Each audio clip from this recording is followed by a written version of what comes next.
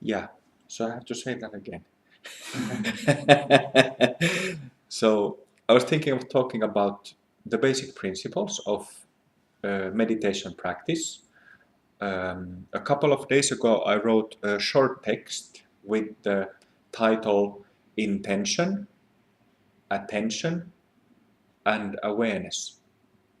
Intention, attention, and awareness. And I think I will just I edited that short text. It's a half a page long text, and I just a moment ago I edited it a bit, and I'll read it. So intention in brackets one-dimensional, attention in brackets three-dimensional, 3D, and awareness in brackets zero-dimensional / beyond dimensionality. And the text. I feel these three are a continuum. They are both practices and principles. In intention and attention, there is effort, practice, which are absent from awareness. I feel it is the effort which make the two former feel burdensome. That effort begins to feel something extra and needless the more awareness that is not a practice becomes flesh. But because the psychological mess is great and compulsive, is the reason why the principles of intention and attention, the practices, are needed and useful. Awareness is home. As the Tibetans, I've called it Rigpa, but it is foreign language which brings in the element of oh, something mystical and exalted. But it is actually very natural, extremely natural. It is so natural that at first it feels amazing because we're used to having a messy and confused mind. Anyway, I think too much emphasis on emptiness, transparency, no qualities can and does actually give artificial coloring to the experience of awareness itself. Yes, awareness is empty of self and transparent, but it is also brimming with life. Being aware is like living in a jungle, in a rainforest. There is so much life in a rainforest. It's alive, as is Rigpa. It's not dead, not dull, not blank. If we connect with awareness from the headspace only, it is clear, transparent, and pronouncedly empty of self. But the aspect of aliveness or love makes a connection with the rest of the body, especially the heart space, without excluding the head. Head and heart together. Clarity and aliveness joined. Manjushri and Avalokiteshvara having a party together. So, um, I was thinking of shortly, briefly, workshopping on these three: intention, attention, and awareness, or home Rigpa. So, let's begin with intention. Intention, by definition, means that there is like a one pointed concentration, one pointed focus to something. So there is a process of concentration, the event or action of concentration. And for this reason, I put there on the floor this object that you all can see. Just look at it. Look at it in a way that you're really focused, concentrated, concentrating your mind, your energy to that object.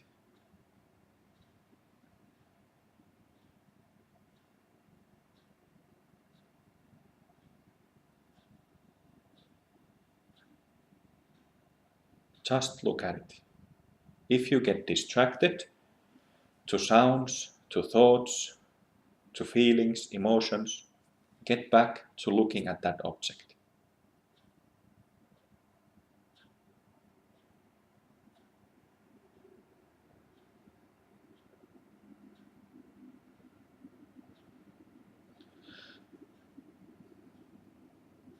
So as our primary sense organ eyes are directed, purposefully intended to that object, we can also kind of use our whole body to this focus, to this concentration. Kind of make our body awareness, not only the eyes, but also the body, be aimed, our attention of the body be directed to this object. Just attend this object for half a minute or a minute.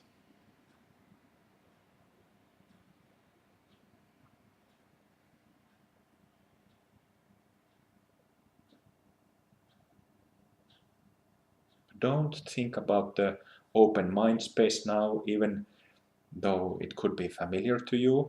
Just the object, just the focus, just intention.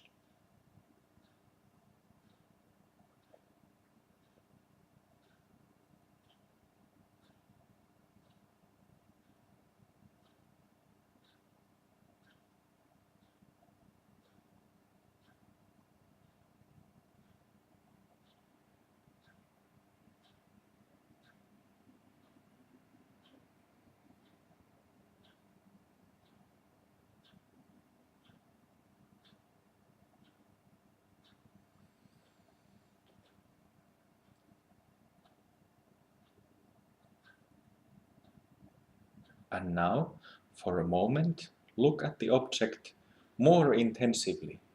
Put more energy, effort, focus into this looking.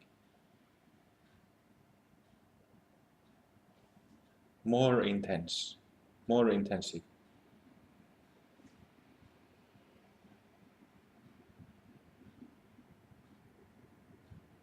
And even a little bit more.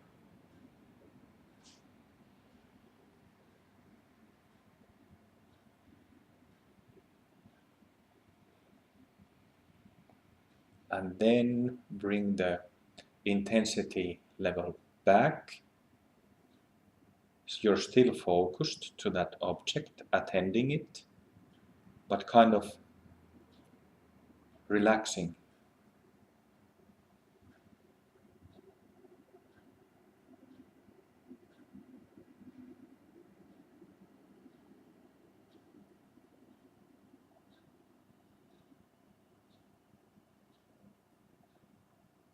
Okay, then you can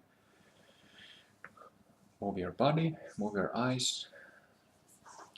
Stop using this one-pointed concentration. So this is just a one technique to apply intention, but essentially, it's very easy. The object of concentration could be the movement of the breath. It could be mantra, repeating a mantra. It could be a candle flame. And it could be the movement of the breath in many different ways, in the lower belly, inside the heart, inside the head, inside the whole body, and so on, as is taught in Vimala Mitra's Wisdom Meditation series.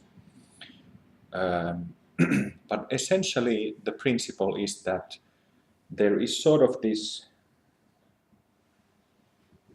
one-pointedness, very firm one-pointedness. And this one-pointedness is actually in open heart teachings, it's used in pet mantra. We tried a little bit. I have recorded long workshops of this studying this principle, but we a little bit tried like the intention or concentration has sort of like stereos have the volume control.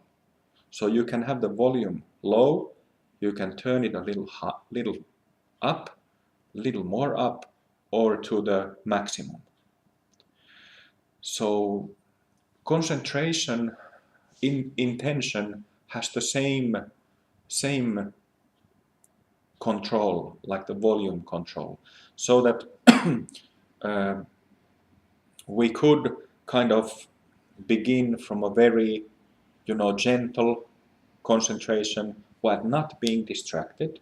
You're focused, concentrated all the time, but just keep turning the volume higher and higher and higher to the maximum.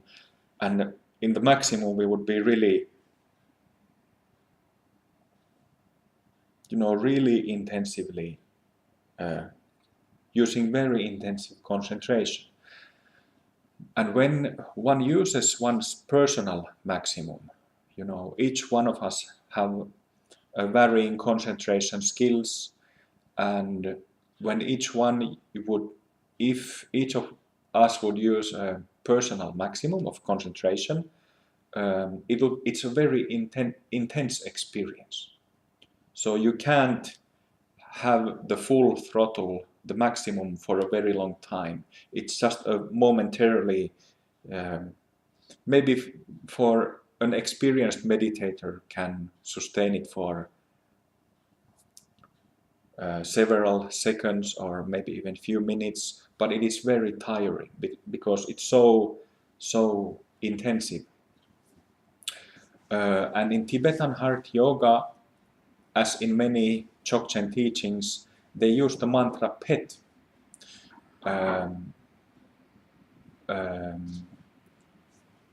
PET! Like this momentary maximum or momentary very strong concentration to cut through. And in different meditation traditions, they apply intention differently. In our practices, we don't really do concentration practices. We don't apply it in a way that you would sit for a long period of time, like half an hour or more, and just concentrate, and when getting distracted, bring the attention back. We are not doing this kind of practice. There are Vimalamitra's wisdom meditations where this is kind of workshopped in order to have a better general understanding of the principles having to do with meditation and Rigpa practice. But it's just like it's a supporting. Those wisdom meditations are meant to be like a support in our method to understand the principles, right? Yeah, so this is like a one-dimensional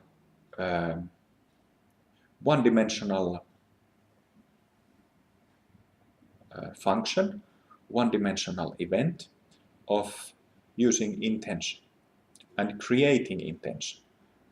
This is very important. Intention is created. And intention can be selfless. This is important. And next, attention. Attention. So the way how we practice or start to practice Ati Yoga, trying to get to awareness itself, Rigpa itself, is through attention. Attention is three-dimensional. Let's first do a little workshop on this.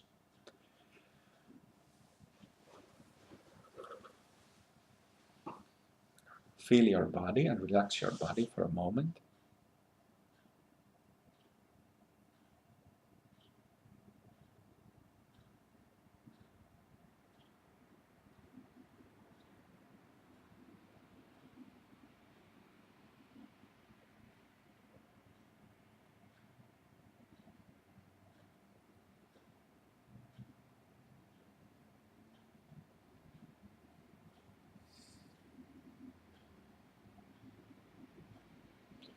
And then three-dimensional attention.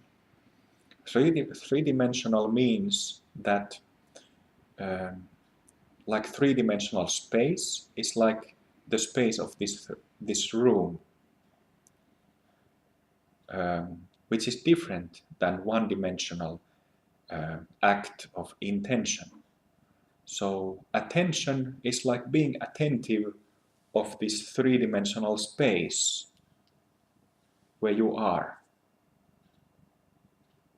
When we do a space gazing practice as a preparation for Ati Yoga, we can use different techniques. And what I like to teach is to put your fingers like this. You can do this. Put your fingers on the left and right side of your head while looking forward, and just see both fingers and the space in front of you at the same time.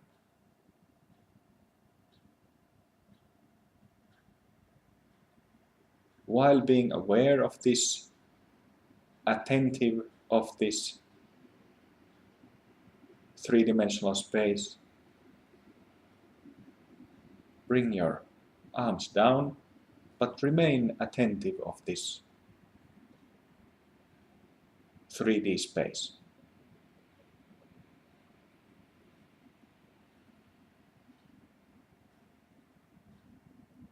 So we are using attention. We are attentive of this 3D space.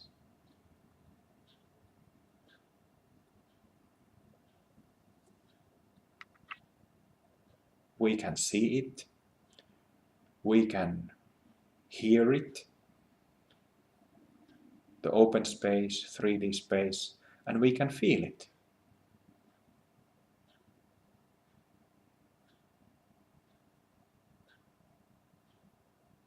We're attentive of the space on the sides, in the front of our body, behind the body, below the body, above the body. Three-dimensional. And if we get distracted from this attention practice to thoughts, emotions, getting distracted by a sound or something, then we apply the attention again. Return to this 3D experience. And here also you can have, like we were talking about the volume control, we can have a lower intensity of attention or higher intensity of attention, or a middle intensity of attention.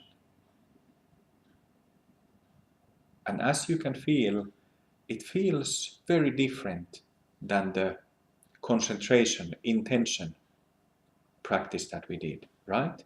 It feels different. You're not focused on one point, on one thing, but rather you're kind of opened up. But still, there is the effort. Like I mentioned in the text, it's a practice. It's something we do. There is effort in being attentive. A good analogy of being attentive is like we all have seen dogs and cats or some animals in nature programs in television. So sometimes, or what happens with animals is that when they hear something, they don't immediately recognize what the sound is. They kind of stand on their back legs and raise their head, raise their ears, and sharpen their eyes. That's when they apply attention. Being attentive. What was that? We're doing the same thing.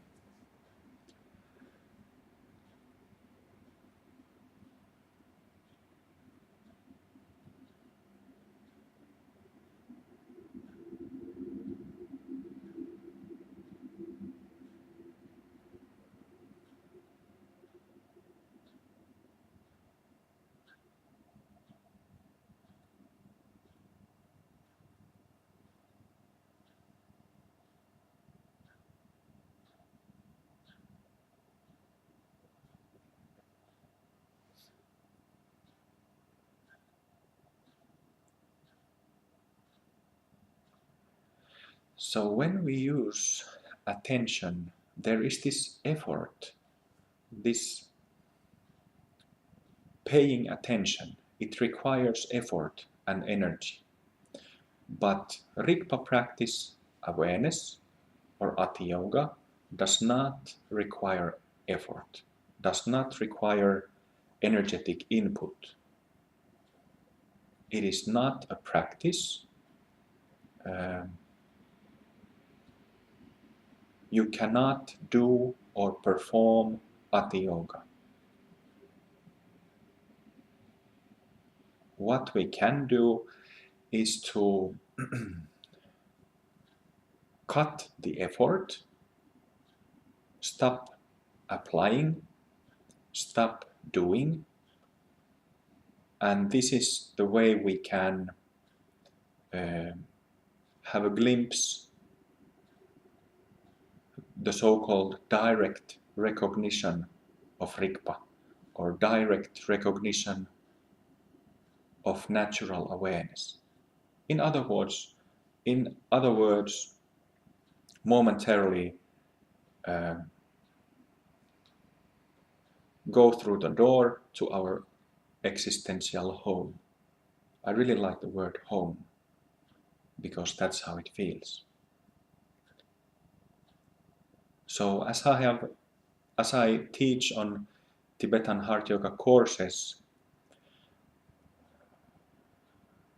first we learn to have our attention, apply our attention, because if we don't, we might just get distracted. So it's usually difficult or close to impossible for people to have glimpses of Rigpa without attention practice. But this three-dimensional attention, it can and does disappear, kind of drop off automatically. Especially when you have that attention of 3D space, but then you can kind of relax to it. You don't have to keep the volume control like in a very high intensity, but rather you can relax to this 3D without getting distracted. And this is the condition where the attention can drop off and awareness itself can reveal itself. So that's the mechanism regarding relaxation during attention and its dropping off. But another way that we use is the pet mantra, the diamond cutter mantra. The mantra that really cuts through, has the power, has this particular kind of sharpness to cut through using this attention or cut through distraction. If one is distracted, then shouting "Pet!" strongly, it cuts through that stuff. And when you shout a sharp pet 1, 2, 3 times, even more times, if it's sometimes necessary, immediately after that, relax your body, let go completely. It's not like I shout the pet and keep tense. Then you won't be able to get it. It's like you do the pet and then completely relax. No intention, no attention, just relax and notice what you experience.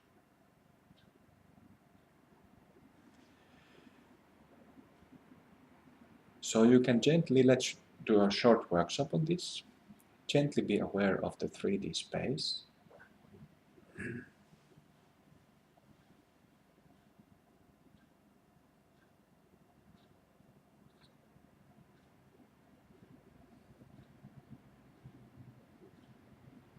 relax your body to the maximum.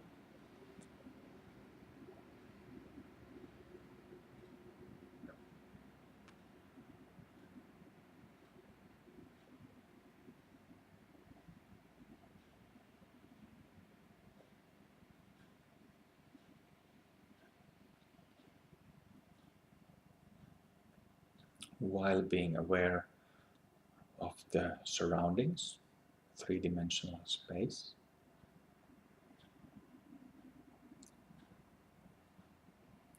And then let's together do 3 pet shouts so that after each shout you have like 5 or 10 seconds that you actually release and relax.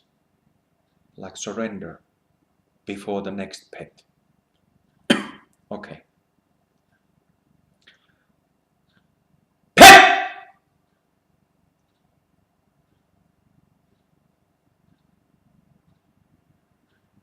Pet!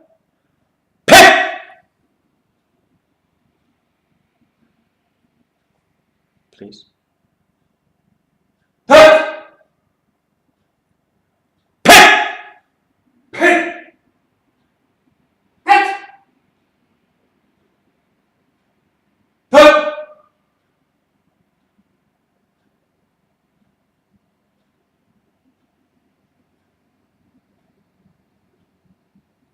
Pet!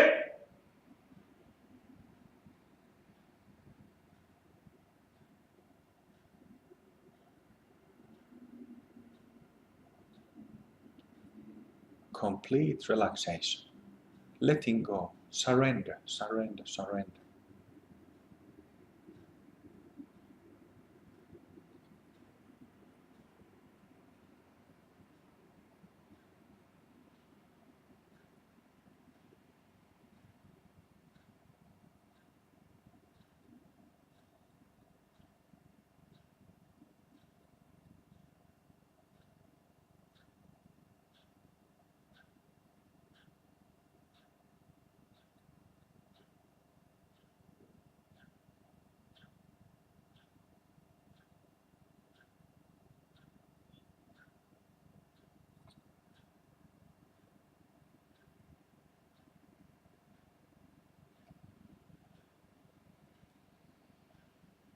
And now, as I pointed in the short text, there was a mention of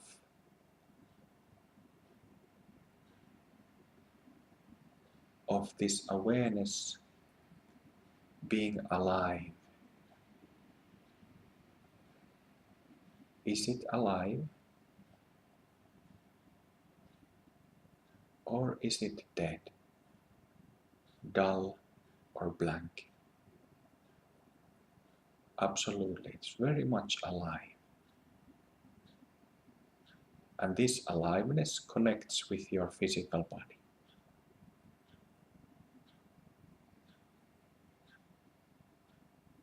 Connects with the love in your heart space here.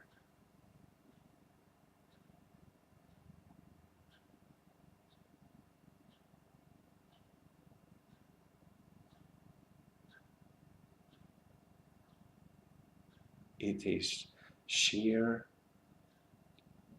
contentment, enjoyment,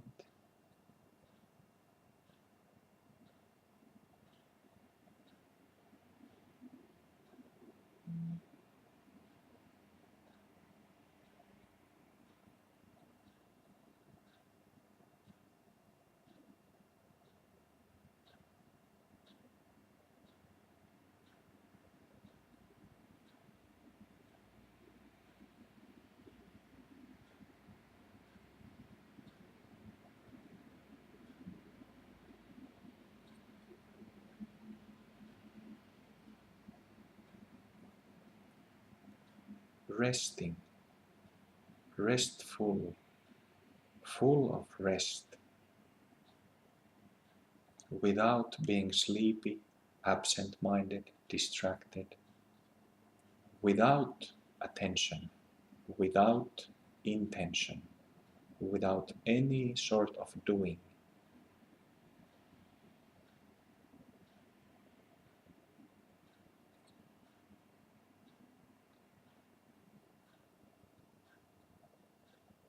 Like mental doing or focus, concentration. Of course, we can do and act and do things while being home.